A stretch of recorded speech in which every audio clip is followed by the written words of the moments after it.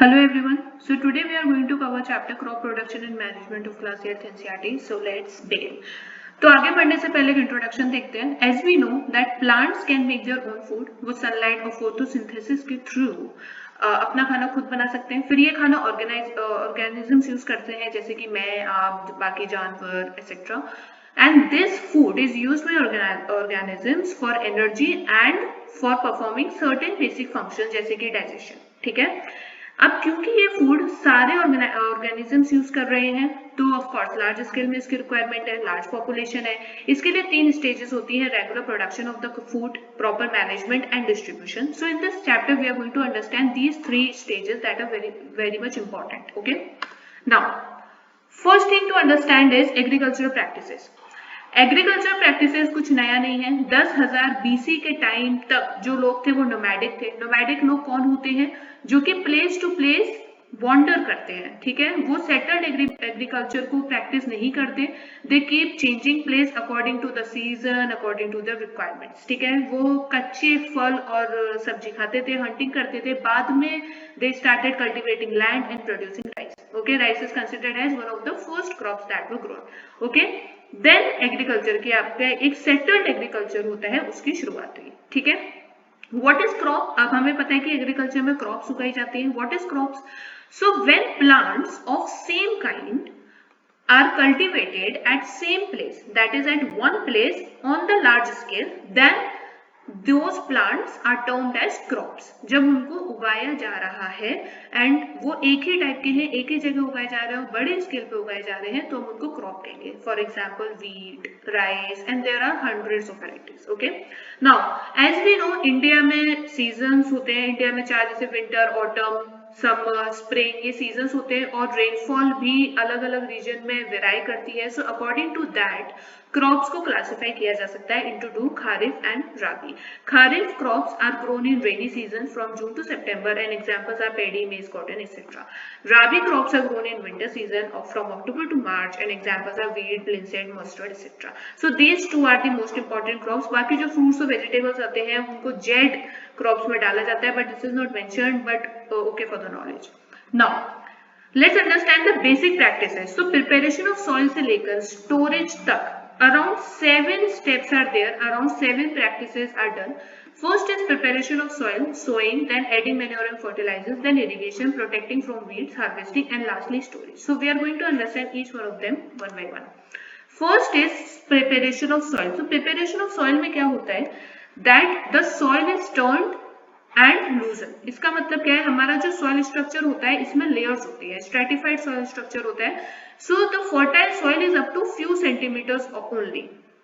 पूरा नीचे तक soil fertile नहीं होता, कुछ सेंटीमीटर fertile होता है जहाँ पे कि आपके फिर plants grow होते हैं. ठीक है, so that's why soil को turn किया जाता है within a period of time, certain time उनको lose किया जाता है. ये necessary क्यों है?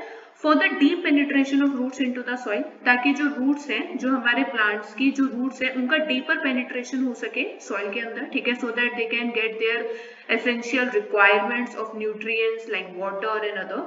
Then allows roots to breathe, assist the growth of earthworms. earthworms को engineers of the agriculture बोला जाता है क्योंकि earthworms क्या करते हैं? They decompose. They perform in the process of decomposition, which is very important for agriculture. इसके बारे में भी हम आगे देखेंगे. And this further makes the humus. ठीक है, so that's why it is important. And the preparation of soil assists the growth of earthworms and also it brings nutrient rich soil to the top. As I told you, क्योंकि कुछ ही centimetres का होता है तो नीचे के soil क्या होते हैं? ऊपर लाते हैं. फिर जब ऊपर की इनफर्टाइल हो जाती है, नीचे की फर्टाइल होती है, तो वापस से इसको अपसाइड डाउन कर देते हैं. So this goes on. Okay. The process of loosening and turning of the soil is called tilling. इसको tilling कहते हैं या फिर plowing भी कहते हैं. So अगर हम देखें कि प्रिपरेशन एक्चुअली कैसे होता है तो एक प्लो होता है जिसको यूज किया जाता है. हम प्लो को आगे देखेंगे कि कैसा दिखता है. फिर लेवलर होता है. Leveller is something like this, जिससे कि सॉइल को लेवल किया जाता है. मतलब कि जैसे अनइवन सॉइल होती है तो उसको एक लेवल पे सेट किया जाता है. ठीक है, using the leveller. Then manure add किया जाता है और फिर वाटरिंग की जाती है फाइनली. और फिर जब आप क्रॉप्स को वाटर कर देते हैं then you leave them to grow. Okay, now manure क्या होता है, फर्टिलाइजर्स क्या होते हैं, प्लो क्या होता है, हो क्या होता है, ये सब हम आगे देखेंगे. So first step for agriculture is the preparation of soil. I hope it is clear to you. And why is it necessary? Please remind this. Now agricultural implants जो कि यूज होते हैं for the purpose of agriculture, ancient time से use होते आ रहे हैं। तो एंशियंट टाइम में हमारा जो इक्विपमेंट यूज होता था उसको बोलते हैं प्लो, ठीक है। तो पहले वुड के यूज होते थे, फिर उनको आयरन वन से रिप्लेस कर दिया गया। Now they are more reliable, they are more durable in nature. So this is how plough looks like. एक आयरन टेप होता है जिससे कि जमीन को खोदा जाता है, प्लो शाफ्ट होता है to hold, and this is this part, this V part is the plough share, okay. So this is the structure of it and this is used. Then plow was replaced by hoe. अभी भी plow use होता है, but hoe is more modern in nature and this is how it look like. Okay, this is the grip, this is the handle, this is the beam to, you know, maintain the balance. This is the rope to hold and this is the bent plate to take. Okay. Then cultivator is the modern technology. Of course, it saves times and energy क्योंकि आपका एक ये cultivator है like अ tractor और फिर उसके पीछे आपने इक्विपमेंट ज्वाइंट कर लिया है। So now you are just driving it and your work is being done, okay. So it saves time and energy. Hoe is used for removing weeds and loosening the soil. Weeds क्या होते हैं? Weeds are your unwanted plants, okay. Unwanted जो जंगली पौधे होते हैं, जंगली पेड़ पौधे होते हैं जो कि हम नहीं उगाते बट वो अपने आप उग जाते हैं, उनको वीड्स बोलते हैं। उनको रिमूव करने के लिए भी हो का यूज होता है, ठीक है। Now next is sowing. तो हमारा फर्स्ट हमने देखा प्रिपरेशन ऑफ सॉइल है, ठीक है। अब आपका सोइंग। सोइंग क्या होता है? बेसिकली बोना, ठीक है। सो सोइंग से पहले सीड्स को सेलेक्ट किया जाता है। इसके लिए वाटर टेस्ट होता है। वाटर टेस्ट क्या होता है? Basically you take a container and then you have water in it. तो आप सीड्स को डालते हो। जो सीड्स ऊपर फ्लोट करते हैं और कुछ सीड्स होते हैं जो नीचे डूब जाते हैं, ठीक है। तो जो फ्लोट करते हैं वो पुअर क्वालिटी के होते हैं, okay. These are of poor quality and then they are filtered. फिर उनको फिल्टर कर दिया जाता है और जो सीड्स आपके नीचे रह जाते हैं they are of good quality and then they are used for the practice, ठीक है। तो वाटर टेस्ट किया जाता है, एक फनल टेस्ट भी होता है। सोइंग के लिए टूल्स कौन से यूज किए जाते हैं? ट्रेडिशनल एंड मॉडर्न, दो टाइप के टूल्स यूज किए जाते हैं। Traditional is funnel shape, modern is seed drill. Funnel shape में क्या होता है? As you can see this is the funnel. तो इसमें ये सॉइल को सीड से सेपरेट करता है, ठीक है। तो फिर हमारा जो सॉइल होता है वो एक तरफ हो जाता है, सीड एक तरफ हो जाता है एंड पुअर और good quality can also be separated, ठीक है। Modern way use seed drill. तो सीड ड्रिल आप देख सकते हैं कि एक यूनिफॉर्म डिस्टेंस पे इनके ब्लेड्स होते हैं, ठीक है। So this puts the seeds into the soil at a uniform nature and this uniformity is very important because जो seeds होते हैं वो sunlight, nutrients, water सब कुछ share करते हैं, ठीक है। तो क्योंकि वो यूनिफॉर्म डिस्टेंस पे होते हैं, so that is very important that they get the efficient and they get the sufficient nutrients required, okay, and this also saves times and labor. So this is traditional and this is modern. Next step is adding manure and fertilizers. First we need to understand the difference between manure and fertilizer. Manure are organic, these are organic, fertilizers are inorganic, ठीक है। इसका मतलब क्या है कि ये दोनों में कॉमन क्या है कि these both are the substances added to the soil in the form of nutrients. तो soil में nutrients को ऐड करने के लिए manure and fertilizers को ऐड किया जाता है। manure जो होता है ऑर्गेनिक होते हैं, ये आपके decomposition के थ्रू मिलते हैं, while the fertilizers are more chemical substances, ठीक है। अभी इनको आगे देखेंगे। सो हम इनको ऐड क्यों करते हैं, सबसे पहले ये समझते हैं। Continuous use of soil is taking place, ठीक है। जो किसान है वो बार बार खोद रहा है, बार बार वो उसमें बीज डाल रहा है, बार बार उसकी harvesting, so there is continuous use of soil. इसकी वजह से सॉइल न्यूट्रिएंट डेफिशिएंट हो जाती है, उसके जो न्यूट्रिएंट्स है वो प्लांट्स यूज करते हैं। That's why to deal with this deficiency, farmers add manure. वो manure add करते हैं which are organic. So manure are formed by the process of decomposition. इसको हम manuring बोलते हैं. So the addition of manure into the soil, this is called manuring. Okay, and this manure is formed by the process of decomposition, as I told you before. Decomposition क्या होता है? Basically microorganisms cause करता है decomposition when plants or animals die. ठीक है, when plants or animals or any other living organisms die. So farmers उनको open पिट्स में छोड़ देते हैं, ठीक है। देन जो माइक्रो ऑर्गेनिजम्स होते हैं, for example earthworms, then they perform the practice of decomposition over these decomposed living organisms, dead organisms, ठीक है। और फिर उसी से आपका क्या होता है कि ह्यूमस बनता है and this adds nutrient to the soil. Clear? So manure is the organic substance. Now next is fertilizer. Fertilizers are the inorganic substances. These are rich in particular nutrient. ये inorganic होते हैं, ये आपके decomposition के through नहीं बनते। जैसे कि आपका urea, ammonium sulphate, potassium etcetera, these are the few examples of fertilizers. Concern क्या है कि जब हम इन्हें बहुत ज्यादा यूज कर देते हैं तो सॉइल इनफर्टिलिटी हो जाती है, बिकॉज इवेंचुअली ये केमिकल है। तो अगर आप केमिकल को किसी भी चीज में बहुत ज्यादा यूज करोगे तो उसका एक जो नेचुरल एफिशिएंसी होती है वो अफेक्ट होती है, ठीक है। तो सॉइल इनफर्टाइल हो जाती है, वाटर पोल्यूशन भी होता है क्योंकि इसमें बहुत सारे ऐसे अनवांटेड केमिकल्स होते हैं जो कि एयर में भी रिलीज होते हैं, वाटर में भी रिलीज होते हैं, और then that water is consumed by the living organisms such as fish and even the human beings. Alright, so this is a major concern. इसका सोल्यूशन क्या है? सिंपल, आप ऑर्गेनिक मैन्योर से इसको रिप्लेस कर दीजिए। इंडिया में बहुत बार इस ऑर्गेनिक फार्मिंग को बढ़ावा देने के लिए, प्रमोट करने के लिए काफी सारी स्कीम पॉलिसीज गवर्नमेंट इंप्लीमेंट कर रही है, and Sikkim is the first organic state of India. So yes, it is on the way and definitely we need to encourage it. Next एक इंपॉर्टेंट स्टेप होता है क्रॉप रोटेशन। क्रॉप रोटेशन में क्या होता है? बेसिकली आप एक सीजन में दूसरा क्रॉप यूज कर रहे हो और एक सीजन में दूसरा क्रॉप यूज कर रहे हो, तो ये क्रॉप रोटेशन होता है, ठीक है। जैसे कि लेग्यूम्स एंड वीड्स को अलग अलग टाइम पे यूज किया जाता है for replenishing soil with nutrients. It means कि कुछ क्रॉप्स होती है जिन्हें कम न्यूट्रिएंट्स की जरूरत होती है, किसी को कम पानी की जरूरत होती है, किसी को ज्यादा। तो जब हम क्रॉप रोटेशन करते हैं तो एक uniform distribution of nutrients take place, that's why it's important.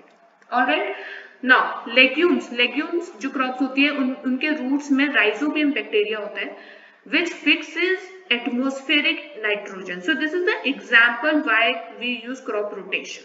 Okay, this table shows the difference between fertilizer and manure. Please have a look at this, we have already discussed it, आप एक बार इसको देख लेना।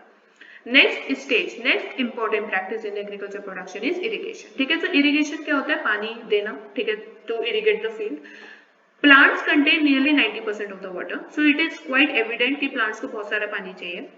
Germination of seeds does not take place under dry conditions. Dry conditions में seeds नहीं germinate होते, आपको फूल नहीं मिलेंगे, फल नहीं मिलेंगे, जैसे कि आप डेजर्ट एरियाज में देख लो, ठीक है। तो वहां पर क्या होता है कि you will see cactus and other plants जो कि वाटर डेफिशिएंट सिचुएशंस में सर्वाइव कर सकते हैं, बट वहां पे सीड्स जर्मिनेट नहीं होते। So for this irrigation is used. So supply of water to crops at different intervals is called irrigation.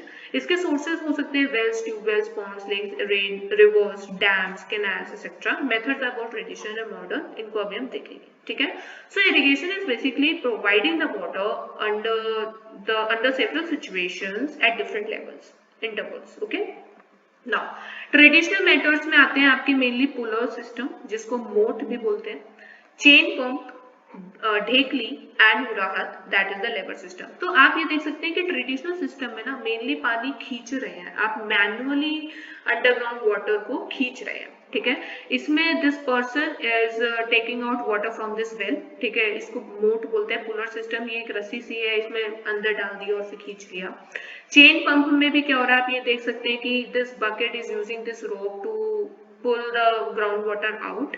Dhekli system is also using this, and lever system में you are using a bull or any other big animal, जिससे कि फिर ये rotate होता है और फिर जो अंडरग्राउंड वाटर होता है वो बाहर आता है with the use of this wheel, ठीक है।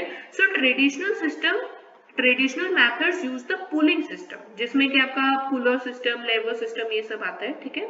So these are the traditional methods. Modern methods में क्या है? Modern methods use sprinkler system and drip irrigation system, ठीक है।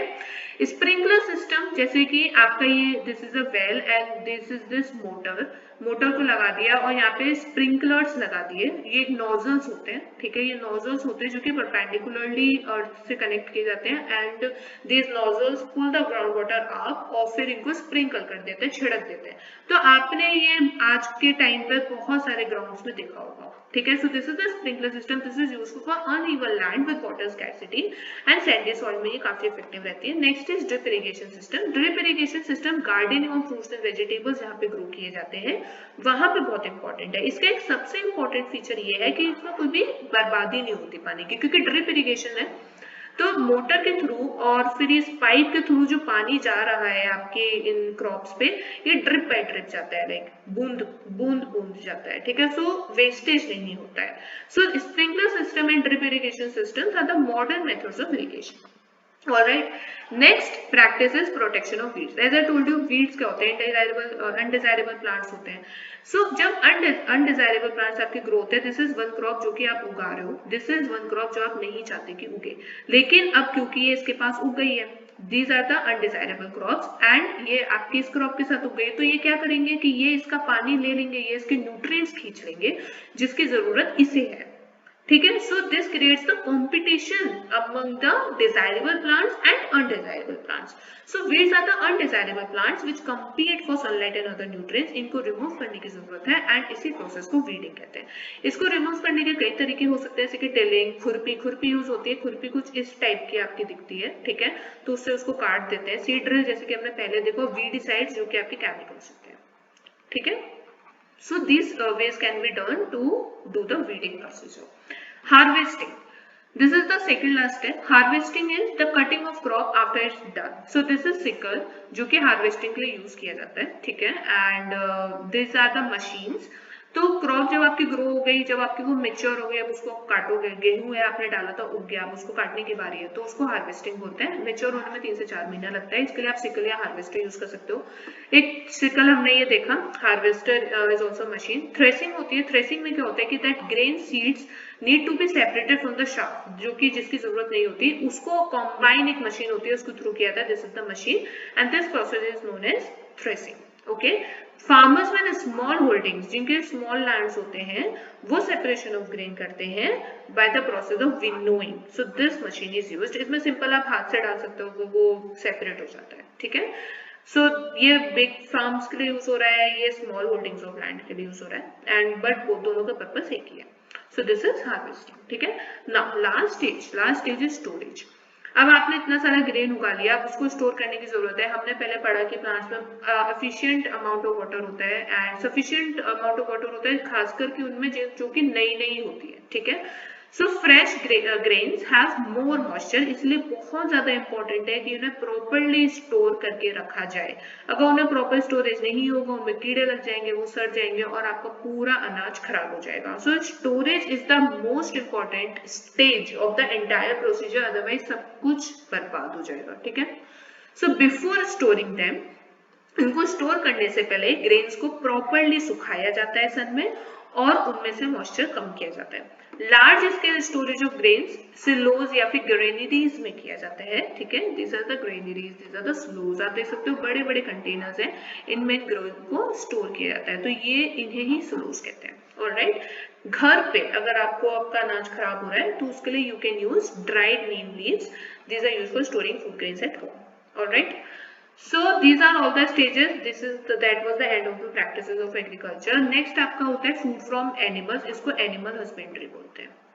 Okay, animal husbandry is a very important part of the agriculture of course, क्योंकि जो भी हमारे products animals के through आते हैं, तो उनको maintain करना, उनकी rearing जो होती है, इस practice को animal husbandry कहा जाता है. Alright, so animals reared at home, for example, sheep हो सकती है, cows, goats, etc. ठीक है. Or in farms have to be provided with proper food, shelter and care. When this is done on a large scale, this is called animal husbandry. So it's a whole practice related to the animals and taking care of them. Okay. So that was it. That was all for this chapter. Thank you very much for watching. See you in the next class. Bye.